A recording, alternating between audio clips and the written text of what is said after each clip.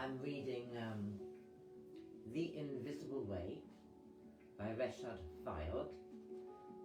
It was published in 1979, and he lived in Turkey. He came back to England. He visited Elizabeth on the behest of his teacher, and he met Noor. He is now in Wales with Noor, visiting John, who has cancer. We are in chapter 10. We drove up the road to our left, as John had directed us. There was a 5-minute drive to the village, which lay half hidden by trees in a fold of the hill. Time stood still in the village. Nothing ever seemed to have changed. In these small villages, the local shops were the centre of activity. The postmistress had only to take 2 steps from the post office grill to serve you with all the fresh eggs, locally cured bacon and staple provisions you could ever need.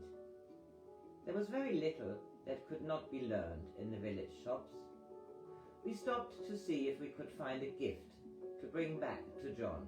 It was hard not to discuss what he had been telling us, but there was obviously a reason why he had asked us to keep quiet. Don't think, he had said, but use thought consciously. Ironically, I was soon thinking just what he could mean. It's hard not to think, isn't it? I asked Noor as we looked around the shop. Well, just don't, she answered tersely. Anyway, let's consider what we are going to get John. We found ourselves arguing almost at once. I suggested flowers, as they are multicolored bunches of dahlias that would have looked wonderful in John's study. That's a bit ridiculous, Noor said. What's the point in giving him flowers when the garden is full of them? Well, I didn't see any inside other than those in our bedroom.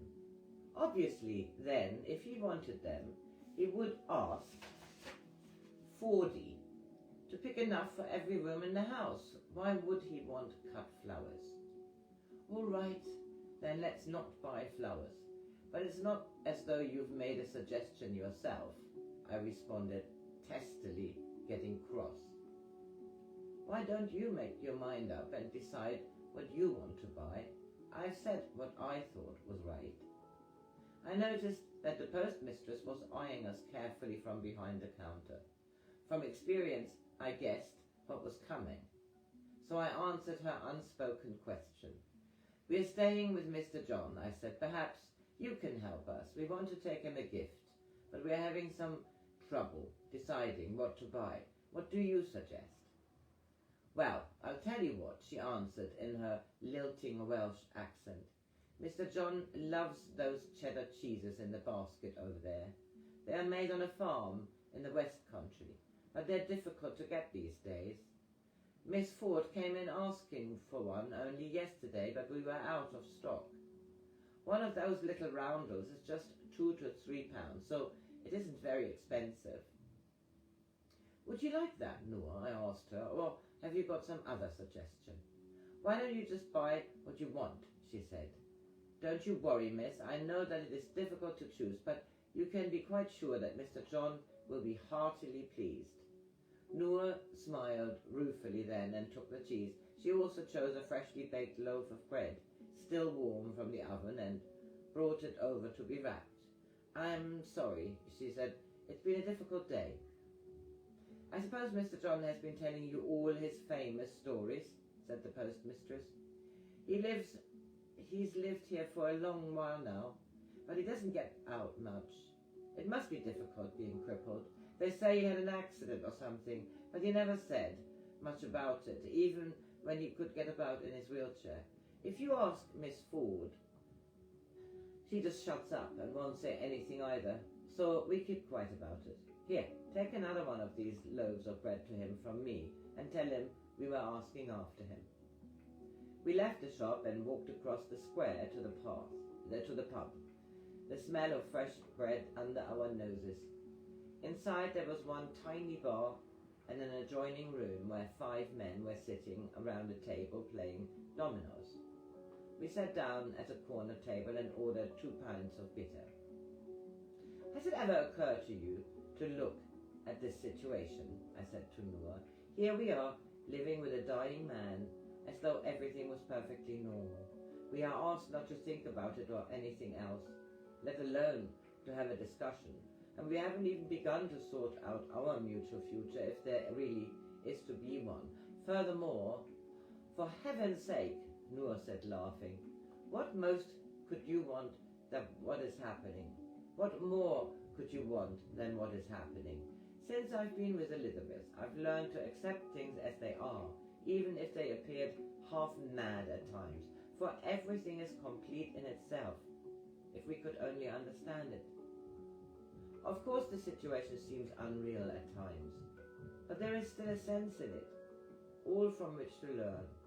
All we have to do is to accept that we are here, and that we may even be actors in this play.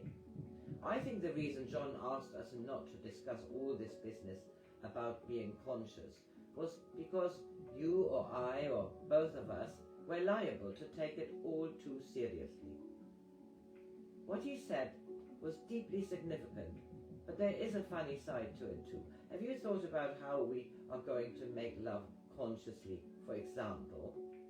Oh, for heaven's sake, Noor, I was getting quite embarrassed, and I was certain that at least one of the men playing dominoes was listening to our conversation. What does it matter if people hear? Asked Noor, sensing my concern. They would probably think it's ridiculous. And it is.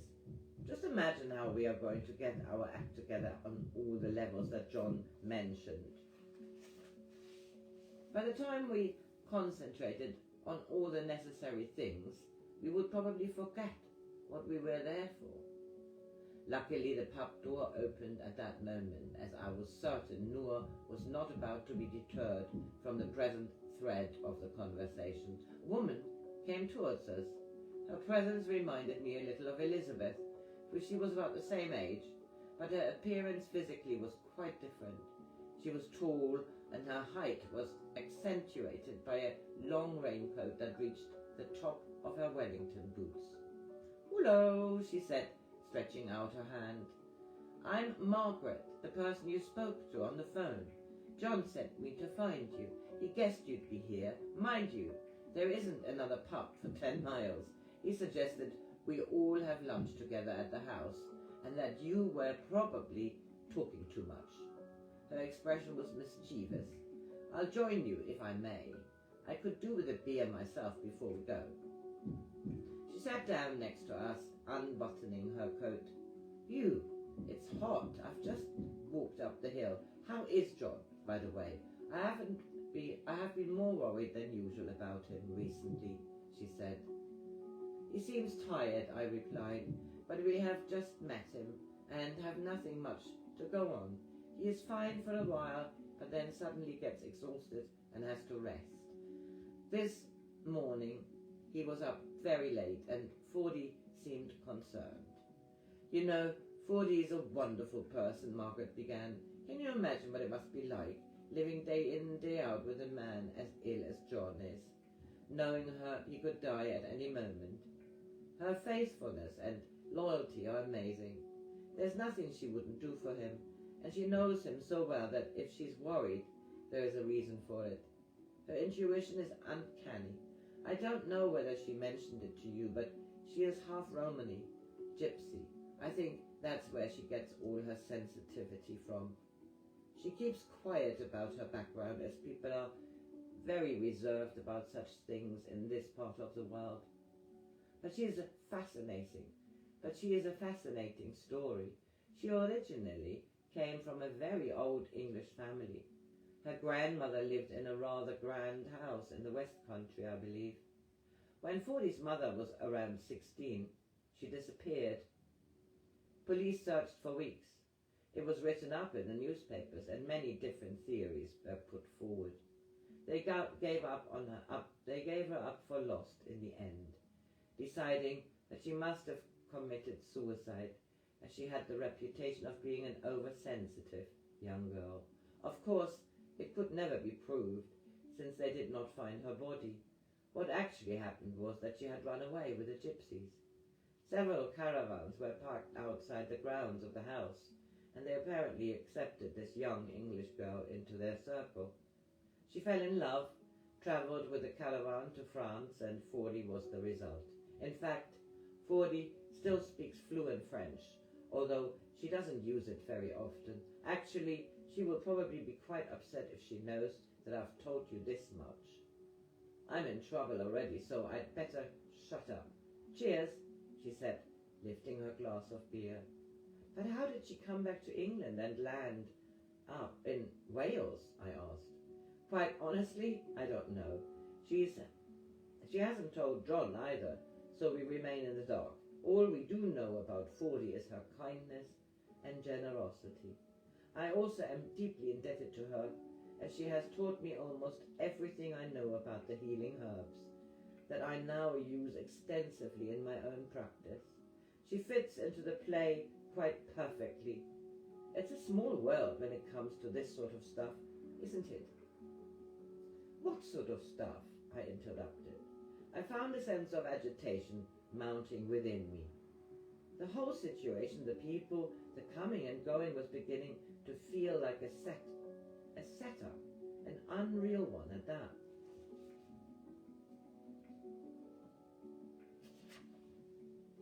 Well, you know what I mean, she said, laughing. Fordy is in our lives because we need her. I have joked with her about it many times when I visited her little house, but she just looks at me over the top of her glasses and smiles.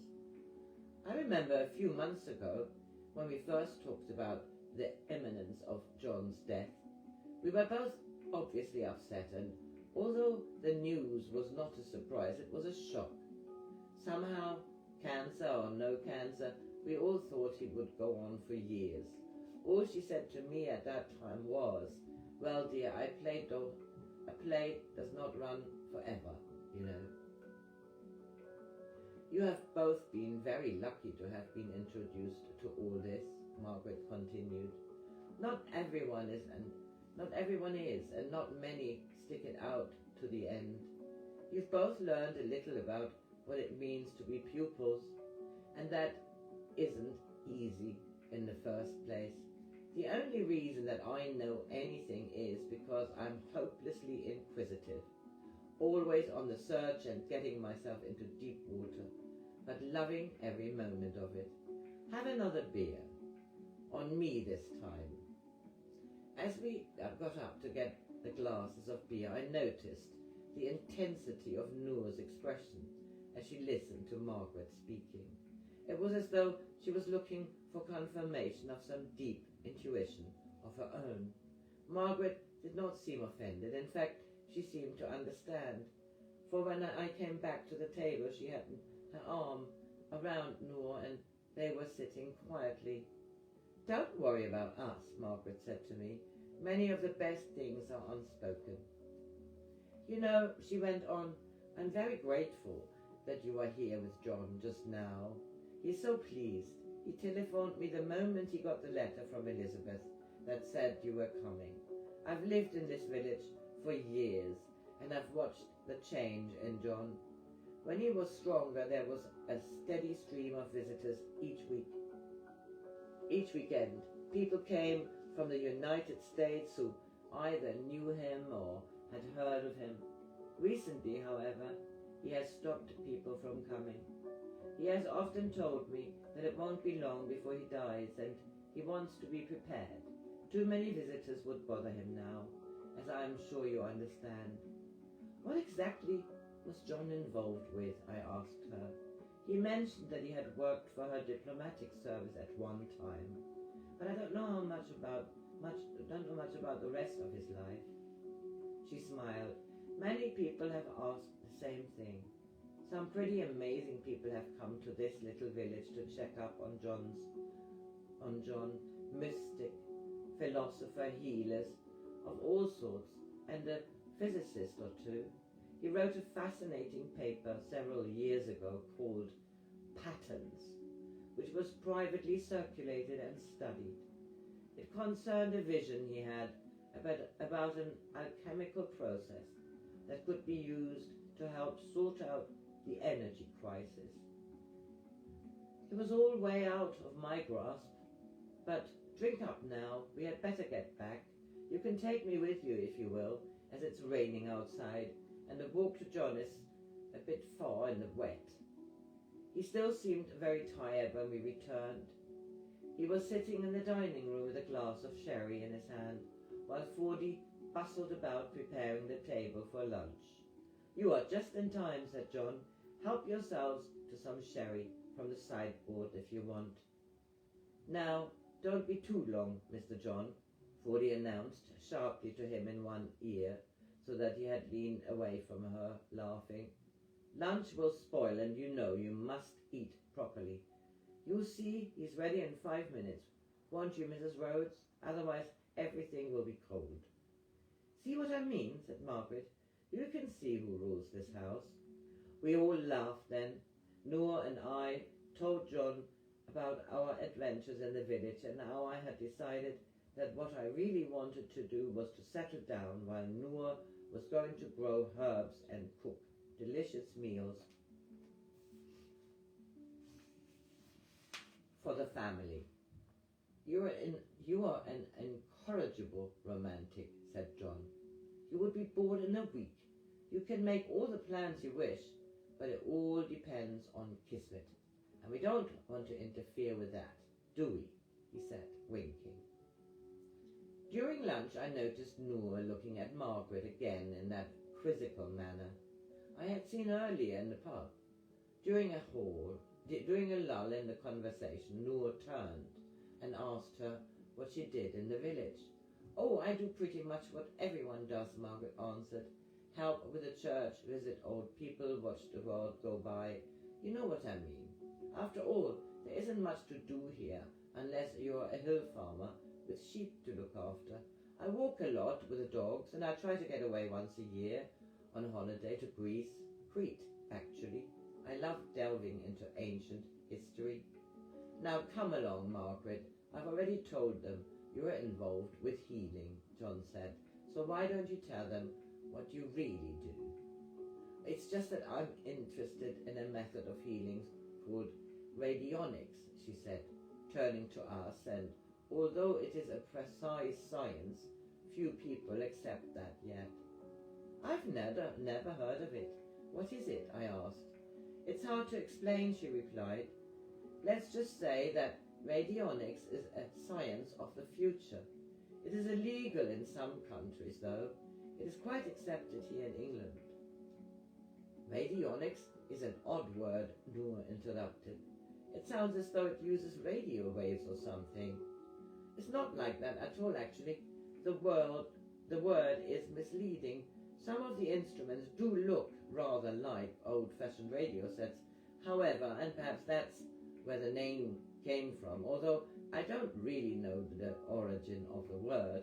Basically, it is a sophisticated method of harnessing the power of extrasensory perception to measure imbalances in living organisms. It's a vast subject and my lifetime's interest.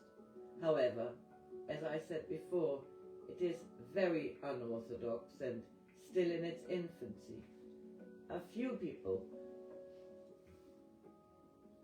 were had up in courts for fraud many years ago, so it is not surprising that radionics is still only discussed among friends or among scientists who are really interested in researching into the subject.